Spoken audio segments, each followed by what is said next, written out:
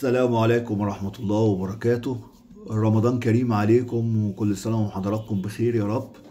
هنستكمل إلقاء الضوء على نجوم وأساطير الكرة المصرية، والنهاردة معادنا مع أسطورة من أساطير الكرة المصرية، أسطورة كلاعب، أسطورة كمدرب، أسطورة أخلاقيا، أسطورة سلوكيا. النهاردة معادنا مع الكابتن طه بصري، الفهد الأسمر. كابتن طه بصري، كابتن طه بصري اللي لقب بإيزيبيو الكرة المصرية نسبة للتشابه بينه وبين نجم نجوم الكرة العالمية والبرتغال في الستينات إيزيبيو، واللي أطلق عليه لقب الجواهرجي.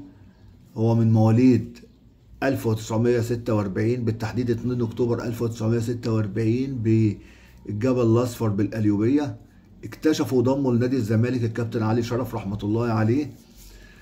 انضم للفريق الأول موسم 65-66، وبدأ مشواره مع الزمالك موسم 65-66 حتى اعتزاله موسم 77-78. في خلال الفترة ديت وبعد نكسة 67 ووقف النشاط في مصر، انضم الكابتن طه بصري هو والكابتن سمير محمد علي للنادي العربي الكويتي، ولعب فترة كبيرة جدا في العرب الكويتي. وكان في نفس الوقت الكابتن حسن شحاتة انضم القزمة الكويتي.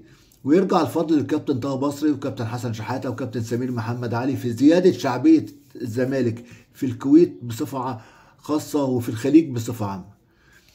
في خلال لعب الكابتن طه بصري مع الزمالك ليه لقطات مضيئة وليه أهداف تاريخية في تاريخ الزمالك ما ينساهاش حد ولا ينساها أي حد مهما مرت الأيام والسنين. يكفي ان هو صاحب هدف من الاهداف الخمسه في مباراه وست هام الشهيره، في اللي هي من اهم المباريات في تاريخ الزمالك، لما الزمالك فاز على وست هام 5-1 في استاد حلمي زموره سنه 1966. وكان الكابتن طه بصري احرز هدف من الاهداف الخمسه. كمان الكابتن طه بصري هو احرز هدف فوز الزمالك على ديربي كاونتي سنه 1975.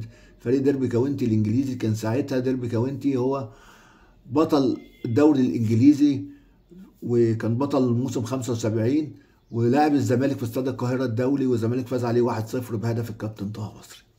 الكابتن طه بصري كمان فاز مع الزمالك بكاس مصر مواسم 75 و77، بطولتين كاس مصر، وبطوله الدوري موسم 77-78. واختير الكابتن طه بصري احسن لاعب في مصر موسم 77-78، واعلن اعتزاله بعد نهايه موسم 77-78 والفوز ببطوله الدوري العام. الكابتن طه بصري مع منتخب مصر مشوار كبير جدا كلاعب من سنه 66 لسنه 78. مثل منتخب مصر في 3 بطولات كاس افريقيه، سنه 70 بالسودان، وسنه 74 بالقاهره مصر، وسنه 76 باثيوبيا. وكان هو كابتن منتخب مصر في كأس الأمم الأفريقية 1976 بأثيوبيا. أحرز 4 أهداف لمنتخب مصر في بطولات كأس الأمم الأفريقية، هدفين في بطولة مصر 1974 وهدفين في بطولة أثيوبيا 1976. كمان هو قاد منتخب مصر الفوز بدورة فلسطين بكأس فلسطين اللي هي الدورة العربية حاليا، مسمى القديم كان كأس فلسطين سنة 1975 في تونس. كان هو كابتن منتخب مصر وقائد منتخب مصر اللي فاز بالبطولة. الكابتن طه بصري بقى بإضافة لتاريخه الكروي وتاريخه كلاعب، وكان كلاعب كبير خط وسط كبير جدا، من أحد عباقرة خط الوسط اللي جم في تاريخ مصر وفي تاريخ نادي الزمالك. كمان هو اتميز بالسلوك وبالأخلاقيات الحميدة، وبانه عمره ما عمل مشكله ولا سمعنا له مشكله، لا مع لاعب ولا مع مدرب ولا مع خصم ولا مع حكم ولا مع جمهور ولا مع اي حد في منظومه كره القدم. يضاف كده كمان للكابتن طه بصري ان هو كان لعيب موهوب، وكان من احد فنانين كره القدم المصريه. طبعا ده كتاريخه كلاعب. اما بقى كتاريخه كمدرب حدث ولا حرج.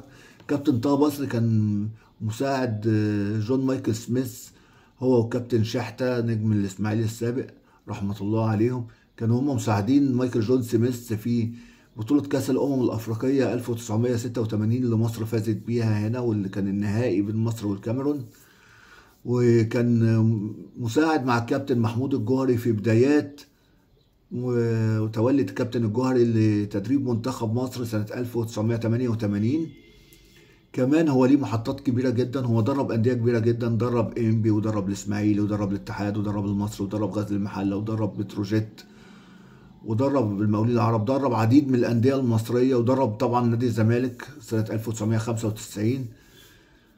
ولكن النقطة المضيئة بقى في تاريخه وهو إن عمل تاريخ نادي إنبي، إن الكابتن طه بصري حط إنبي على خريطة الكرة المصرية لما صعد بيه للممتاز، ولما قدم بيه احلى اداء كرة قدم، وقاد انبي للفوز بكاس مصر سنة 2005، وقاد انبي للوصول لنهائي البطولة العربية، وكمان قاد انبي للمركز الثاني في الدوري المصري.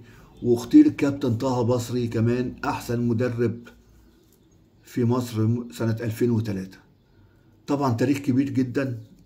اهم ما يميز التاريخ ده كمان كأداء كأداء كلاعب وكأداء كمدرب، الإخلاق والشخصية طيبة الذكر في كل مكان، خالدة وطيبة الذكر، ذكرها مخلدة أخلاقيا وسلوكيا وفي كل شيء. فرحمة الله على الكابتن طه بصري اللي توفي يوم 2 إبريل 2014 بعد صراع مع المرض. نتذكره بكل خير ونترحم عليه ونقول رحمة الله عليك يا كابتن طه بصري، وكل سنة وحضراتكم طيبين، ونتقابل مع نجم جديد ومع أسطورة جديدة، ورمضان كريم عليكم يا رب. السلام عليكم.